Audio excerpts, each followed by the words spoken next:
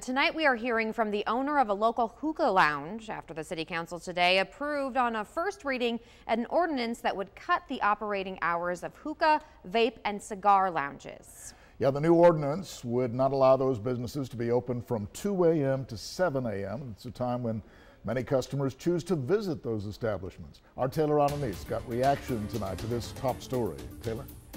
Yeah, Mustafa Al-Zazouk says Tropical Hookah's busiest hours are on weekends from 2 to 4 in the morning. He says closing the doors early will drive him out of business.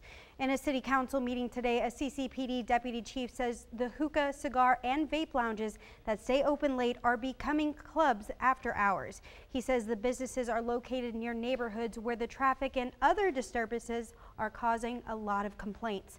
Among those was this incident that went viral on social media last July of a large brawl outside of Tropical Hookah Lounge on Nile near McCardle.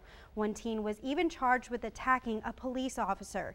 The owner of the lounge, Al-Zazouk, says he hires off-duty CCPD officers for security, and besides that one incident, there's never trouble at his business.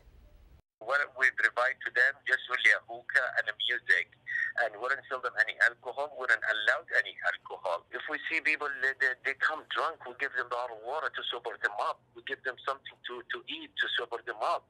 We make sure they go home safe. He says he is scared for his family and his employees, who are mostly college students. Al-Zazouk says he always followed and is happy to comply with any regulations the city has, but he plans to meet with his lawyer to see how his business can move forward. The first reading for the ordinance was today and is expected to pass a second reading by City Council. Joe McKenzie. Okay, Taylor, thank you.